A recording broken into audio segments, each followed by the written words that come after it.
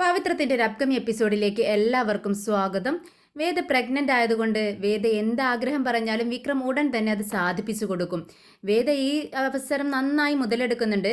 അങ്ങനെ വിക്രമിനിട്ടൊരു പണി കൊടുക്കുകയാണ് വേദ. ഈ വിശേഷത്തെക്കുറിച്ചാണ് ഇന്ന് പറയാൻ പോകുന്നത്. വിക്രമിന്റെ ഗുഡ്സ് വണ്ടി രാത്രി എല്ലാവരും ഉറങ്ങിക്കിടക്കുന്ന സമയത്ത് അക്രമികൾ ചേർന്ന് അത് തകർക്കുന്നുണ്ട്. വിക്രം ഈ വാഹനം വർക്ക്ഷോപ്പിലേക്ക് കൊണ്ടു ചെന്നിട്ട് തിരിച്ച് വീട്ടിലേക്ക് വരുവാണ്. വിക്രമിനെ കാണാത്തത് കൊണ്ട് ടെൻഷനായിട്ട് ഇരിക്കുകയാണ് എല്ലാവരും. വിക്രമിനെ കണ്ടതും അച്ഛൻ ചോദിക്കുന്നുണ്ട്, വിക്രം എന്തായി, വണ്ടി കൊണ്ട് ചെന്ന് വർക്ക്ഷോപ്പിൽ ഇട്ടോ എന്ന് ചോദിക്കുകയാണ്. ആ അപ്പം പിള്ളേർ നോക്കിക്കോളാം എന്ന് പറഞ്ഞു അച്ഛാ. ശരി, എത്ര രൂപയാവും ഇത് ശരിയാക്കി എടുക്കാൻ എന്ന് ചോദിക്കുകയാണ്. ഏകദേശം 1,00,000 രൂപയാകുമെന്ന് മടിച്ച് വിക്രം പറയുകയാണ്. ഇത് കേട്ട് എല്ലാവരും വായ് പൊളിച്ചു പോവാണ്. 1,00,000 രൂപയോ എന്ന് ചോദിക്കുകയാണ്. എന്താ വിക്രം, ഇത്രയൊക്കെ ആവും അച്ഛാ? അവരെല്ലാം തകർത്ത് വെച്ചിരിക്കുന്നു. പെട്രോൾ ടാങ്ക് പോലും വെറുതെ വിട്ടിട്ടില്ല, അതിൽ മണ്ണിട്ട് വെച്ചിരിക്കുകയാണ്. അതുകൊണ്ട് എല്ലാം ക്ലീൻ ചെയ്ത് ശരിയാക്കി എടുക്കുമ്പോഴേക്കും 1,00,000-ന് അപ്പുറമാവുമെന്നാണ് എൻ്റെ ഒരു ഏകദേശ കണക്ക് എന്ന് പറയുന്നുണ്ട് വിക്രം. ഉടനെ വിശ്വം ചോദിക്കുന്നുണ്ട്, അല്ല വിക്രം, ഇനി ക്യാഷിന് എന്ത് ചെയ്യും, നിൻ്റെ കയ്യിലുണ്ടോ എന്ന് ചോദിക്കുകയാണ്. കുറച്ചൊക്കെ എൻ്റെ കയ്യിലുണ്ട് വിശ്വേട്ടാ. ഇത് കേട്ടതും വേദ ഓടി വന്ന് തൻ്റെ കയ്യിലുള്ളൊരു വള ഊരി വിക്രമിൻ്റെ നേരെ നീട്ടുവാണ്. എന്നിട്ട് പറയുന്നുണ്ട്, വിക്രം ഇത് എന്ത് വിൽക്കുകയോ വെക്കുകയോ എന്തോ വേണമെന്ന് വെച്ചാലും ചെയ്തോ, നിൻ്റെ കയ്യിൽ ക്യാഷ് കിട്ടുന്ന സമയത്ത് നീ എടുത്ത് തന്നാൽ മതി, നീ ഇത് വെച്ച് എന്തെങ്കിലുമൊക്കെ ചെയ്യ് എന്ന് പറയുന്നുണ്ട്. വിക്രം പക്ഷെ അത് വാങ്ങുന്നില്ല. കമലാമ്മ പറയുന്നുണ്ട്, വേദേ അത് വേണ്ട, നീ ഇങ്ങനെ ഇരിക്കുന്ന സമയത്ത് നിൻ്റെ സ്വർണമൊന്നും ചെയ്യേണ്ട ആവശ്യമില്ല, അത് വേണ്ട, നീ കയ്യിലെടുത്തിട് എന്ന് പറയുകയാണ്. പക്ഷെ വേദ സമ്മതിക്കുന്നില്ല. വേണ്ട അമ്മേ, വിക്രം അധ്വാനിക്കുന്നുണ്ടല്ലോ, അവൻ പറ്റുന്ന സമയത്ത് ഇതെനിക്ക് തിരിച്ചെടുത്ത് തരും, എനിക്ക് അത് മതി എന്ന് പറയുന്നുണ്ട്. അപ്പോഴേക്കും മാഷ് പറയുന്നുണ്ട്, വേണ്ട മോളെ, നീ അത് കയ്യിലെടുത്തിട്, ഞാനിതാ വരുന്നു എന്ന് പറഞ്ഞുകൊണ്ട് മാഷ് റൂമിലേക്ക് കയറി പോകുന്നുണ്ട്. പെട്ടെന്ന് തിരിച്ചു വരുവാണ്. കയ്യിലൊരു കവറുണ്ട്, അത് വിക്രമിനെ നേരെ നീട്ടുന്നുണ്ട്. എന്നിട്ട് പറയുന്നുണ്ട്, ഇത് ഈ വീടിൻ്റെ പ്രമാണമാണ്, ഇത് വെച്ച് നിനക്ക് ആവശ്യമുള്ള അത്രയും ക്യാഷ് നീ എടുത്തോളണം. എന്നിട്ട് വണ്ടി പെട്ടെന്ന് തന്നെ പണി കഴിച്ച് തിരികെ ഇറക്കണം. നിനക്ക് ഒരുപാട് കസ്റ്റമേഴ്സ് ഉള്ളതല്ലേ വിക്രം എന്ന് പറയുന്നുണ്ട്. എന്നാൽ അച്ഛൻ്റെ ഈ വാക്ക് കേട്ടിട്ട് നമ്മുടെ വിക്രം കരയുകയാണ്. കണ്ണിന്ന് ഇങ്ങനെ വെള്ളം ഇങ്ങനെ വരുന്നുണ്ട്, കണ്ണുനീര് വരുന്നുണ്ട്. ഇത് കണ്ടിട്ട് മാഷ് ആശ്വസിപ്പിക്കുന്നുണ്ട്, എന്താ വിക്രം ഇത്, നീ എന്താ ഇങ്ങനെയൊക്കെ, നീ എന്തിനാ കരയുന്നത്, നീ ഇത് മേടിക്ക്, നിന്റെ കാര്യങ്ങളൊക്കെ നടക്കട്ടെ എന്ന് പറയുകയാണ്. ഉടനെ തന്നെ കണ്ണ് തുടച്ചിട്ട് വിക്രം പറയുന്നുണ്ട്, ഇല്ല അച്ഛാ, ഞാൻ സന്തോഷം കൊണ്ടാണ് കരയുന്നത്. പിന്നെ ഇത്രയും നാൾ എന്നെ സപ്പോർട്ട് ചെയ്യാൻ ആരും ഉണ്ടായിരുന്നില്ല, പക്ഷേ ഇപ്പോൾ നിങ്ങളെല്ലാവരും എന്നെ സപ്പോർട്ട് ചെയ്യുന്നില്ലേ, അത് കണ്ട് എനിക്ക് സന്തോഷം കൊണ്ടാണ് എൻ്റെ കണ്ണിൽ നിന്നും കണ്ണുനീര് വരുന്നത്, ദുഃഖം കൊണ്ടല്ല എന്ന് പറയുവാണ്. അപ്പോഴേക്കും വിശ്വത്തിൻ്റെ മോൾ ഓടി റൂമിലേക്ക് ചെല്ലുന്നുണ്ട്. പെട്ടെന്ന് തിരിച്ചു വരികയാണ്. എന്നിട്ട് തൻ്റെ കയ്യിലുള്ള ഒരു കുഞ്ഞു ഉണ്ടിക എടുത്തിട്ട് വിക്രമിന് നേരെ നീട്ടുന്നുണ്ട്. ചെറിയച്ഛ, ഇതിലും കുറച്ച് കാശുണ്ട്, ചെറിയച്ഛൻ എടുത്തോ എന്ന് പറയാട്ടോ. ഉടനെ തന്നെ വിക്രമിന് ഒരുപാട് സന്തോഷമാവുന്നുണ്ട്. അവളെ കെട്ടിപ്പിടിച്ച് ഉമ്മ കൊടുക്കുകയാണ്. വേണ്ട മോളെ എന്ന് പറയുന്നുണ്ട്. എന്നിട്ട് അച്ഛനോട് പറയുന്നുണ്ട്, അച്ഛാ ഇതിൻ്റെ ഒന്നും ആവശ്യമില്ല, ഇപ്പോൾ കുറച്ച് ക്യാഷ് എൻ്റെ കയ്യിലുണ്ട്, പിന്നെ ഇൻഷൂറിന് കൊടുക്കാം, അപകടം പറ്റി എന്ന് പറഞ്ഞുകൊണ്ട് ഇൻഷൂറിന് കൊടുത്താൽ കുറച്ച് ഇൻഷൂറും കിട്ടും, അതുകൊണ്ട് എങ്ങനെയെങ്കിലുമൊക്കെ കഴിഞ്ഞു പോകും അച്ഛാ, ആരും വിഷമിക്കേണ്ട, ഞാനിതൊക്കെ തരണം ചെയ്യും എന്ന് പറയുന്നുണ്ട് വിക്രം. അങ്ങനെ ഭക്ഷണം കഴിച്ചു കഴിഞ്ഞ് വിക്രമും വേദയും ഉറങ്ങാനായിട്ട് കിടക്കുകയാണ്. ഉറക്കത്തിൽ വേദ ഒരു സ്വപ്നം കാണുന്നുണ്ട്. ഒരു അടിപൊളി സ്വപ്നം തന്നെയാണ്. ഒരിക്കലും സംഭവിക്കാത്തൊരു സ്വപ്നമാണ് വേദ കാണുന്നത്. പക്ഷേ വേദ ആ സ്വപ്നം കണ്ട് പൊട്ടിച്ചിരിക്കുകയാണ് ഉറക്കത്തിൽ. അങ്ങനെ സ്വപ്നം കാണുന്നത് എന്താണെന്ന് വെച്ചാൽ നമ്മുടെ വിക്രം പ്രഗ്നൻ്റ് ആയിരിക്കുകയാണ്. അത് വയറോടെയാണ് ഇരിക്കുന്നത്. വേദയ്ക്ക് പ്രഗ്നൻ്റ് ആയിരിക്കുന്ന അതേ സംഭവങ്ങൾ, എല്ലാ വിഷമങ്ങളും വിക്രമിനും ഉണ്ടാവുകയാണ്. വൊമിറ്റ് ചെയ്യുന്നു, ഭക്ഷണം കഴിക്കാൻ പറ്റുന്നില്ല, വയറൊക്കെ വെച്ച് ഇങ്ങനെ വേദ നടക്കുന്നത് പോലെ തന്നെ ബുദ്ധിമുട്ട് പോലെയൊക്കെ നടക്കുകയാണ്. ഇതെല്ലാം വിക്രം ഇങ്ങനെ നടക്കുന്നതെല്ലാം വേദ ഇങ്ങനെ സ്വപ്നത്തിൽ കാണുകയാണ്. ഓരോ സീനും ഇങ്ങനെ കണ്ടുകൊണ്ടിരിക്കുമ്പോൾ വേദ ഇങ്ങനെ ഉച്ചത്തിൽ അട്ടഹസിച്ച് ഇങ്ങനെ ചിരിച്ചുകൊണ്ടിരിക്കുക. ആ ചിരി കേട്ടാണ് വിക്രം എഴുന്നേൽക്കുന്നത്. വേദേ വേദേ എന്നിങ്ങനെ തട്ടി വിളിക്കുകയാണ്. അപ്പോഴും വേദ ചിരിച്ചോണ്ടിരിക്കുക. വേദേ നീ എന്തിനാ ഇങ്ങനെ ചിരിക്കുന്നതെന്ന് ചോദിക്കുന്നുണ്ട് വിക്രം. പെട്ടെന്ന് വേദ എഴുന്നേറ്റ് വിക്രമിനെ നോക്കുന്നു. വിക്രമിനെ കണ്ടതും വീണ്ടും ചിരിക്കുകയാണ് വേദ. എന്നിട്ട് അവിടെ കിടന്നുകൊണ്ട് ചിരിച്ചുകൊണ്ട് വീണ്ടും വീണ്ടും അങ്ങനെ ചിരിച്ച് അങ്ങനെ കിടക്കുക. ഇത് കണ്ട് വിക്രമിന് എന്തോ പന്തികേട് തോന്നുവാണ്. അല്ല, ഗർഭിണികൾക്ക് പലതരത്തിലുള്ള ബുദ്ധിമുട്ടുകളും കണ്ടിട്ടുണ്ട്, ഇങ്ങനെയൊരു ബുദ്ധിമുട്ടുണ്ടാവുമോ? ഉണ്ടാവുമായിരിക്കും, നമുക്കിത് ഫസ്റ്റ് ടൈം അല്ലേ, ആ ശരി, നീ ഉറങ്ങിക്കോട്ടോ വേദേ, നിനക്ക് ഒരു കുഴപ്പമില്ല, ഞാൻ നിന്റെ കൂടെയുണ്ട് എന്നൊക്കെ പറഞ്ഞ് വേദയുടെ മുടിയിലൂടെ ഇങ്ങനെ തലോടി കൊടുക്കുകയാണ് വിക്രം. അങ്ങനെ രാവിലെ എഴുന്നേറ്റ് വിക്രം എഴുന്നേറ്റിട്ടില്ല, വേദ ആദ്യം എഴുന്നേൽക്കുന്നുണ്ട്. വേദ എഴുന്നേറ്റിരുന്ന് വിക്രമിനെ നോക്കി ഇങ്ങനെ ചിരിച്ചുകൊണ്ടിരിക്കുക തന്നെയാണ്. അങ്ങനെ ചിരിച്ചുകൊണ്ടിരിക്കുന്ന വേദയാണ് വിക്രം എഴുന്നേൽക്കുമ്പോൾ കാണുന്നത്. അല്ല, നിന്റെ ചിരി ഇപ്പോഴും മാറിയില്ലേ എന്ന് ചോദിക്കുകയാണ്. അത് വിക്രം, ഞാനൊരു സ്വപ്നം കണ്ടു. അതിനാണ് നീ ഇങ്ങനെ ചിരിക്കുന്നത്? ഓ, വല്ലാത്ത സ്വപ്നമായിരിക്കുമല്ലോ ഇത് എന്ന് പറയുകയാണ് വിക്രം. ഉടനെ വേദ പറയുന്നുണ്ട്, ഓ, ഒരു ഒന്നൊന്നര സ്വപ്നം തന്നെ വിക്രം. ഓ, അതെങ്ങാനും സംഭവിച്ചാലുണ്ടല്ലോ, ഞാൻ അനുഭവിക്കുന്ന ഈ ബുദ്ധിമുട്ട് നിനക്കും മനസ്സിലാവും എന്ന് പറയാണ്. ആ ശരി, നീ ആ സ്വപ്നത്തെക്കുറിച്ചൊന്ന് പറ എന്ന് പറയുമ്പോൾ വേദ പറയുന്നുണ്ട്, ദേ വിക്രം, നീ പ്രഗ്നൻ്റ് ആയിരിക്കുന്നതാണ് ഞാൻ സ്വപ്നം കണ്ടത്. എടി ദുഷ്ടേ, എന്തൊരു സ്വപ്നമാടി നീ കണ്ടിരിക്കുന്നത്? വെറുതെ അല്ല നീ ചിരിക്കുന്നത്. അപ്പോൾ നീ എന്നെ കളിയാക്കി ചിരിക്കുകയായിരുന്നുല്ലേ എന്ന് ചോദിക്കുന്നുണ്ട്. ഉടനെ വേദ പറയുന്നുണ്ട്, അല്ല വിക്രം, എനിക്ക് അത് കണ്ടിട്ട് ചിരി വന്നു, അതുകൊണ്ട് ഞാൻ ചിരിച്ചതാ എന്ന് പറയുന്നുണ്ട്. ശരി, നീ എന്തായാലും ഡോക്ടർ പറഞ്ഞു നീ എപ്പോഴും സന്തോഷമായിട്ടിരിക്കണം എന്നാ.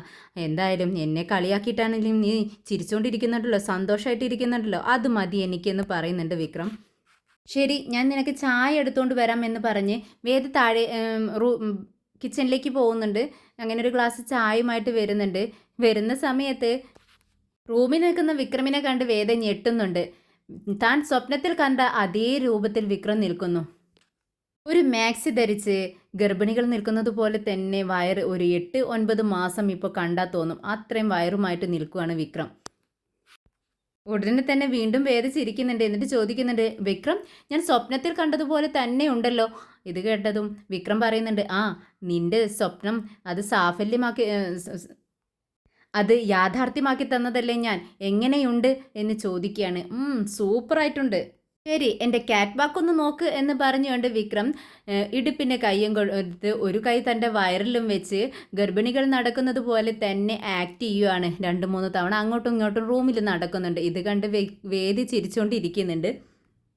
ഇപ്പം നിനക്ക് സന്തോഷമായല്ലോ, ശരി, ഇനി മതി ഈ വേഷം കെട്ടലൊക്കെ എന്ന് പറഞ്ഞുകൊണ്ട് വിക്രം പെട്ടെന്ന് തന്നെ ഡ്രസ്സ് അഴിച്ചിടാൻ വേണ്ടി നോക്കുവാണ്.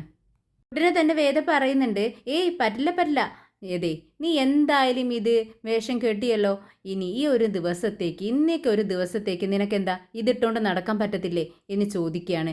ഉടനെ തന്നെ വിക്രം പറയുന്നുണ്ട്, നീ എന്തായി പറയുന്നത്? സത്യമാണോ നീ പറയുന്നത്? നീ കാര്യത്തിലാണോ? ആരെങ്കിലും കണ്ടാൽ കളിയാക്കി ചിരിക്കും. നീ എന്താ വേദ ഈ പറയുന്നതെന്ന് ചോദിക്കുകയാണ്. ഉടനെ തന്നെ വേദ പറയുന്നുണ്ട്, അതെ, ഞങ്ങൾ പെണ്ണുങ്ങളെ 9 മാസം 10 മാസം എന്ന് പറഞ്ഞ് ഇത് അനുഭവിക്കുന്നതാണ്.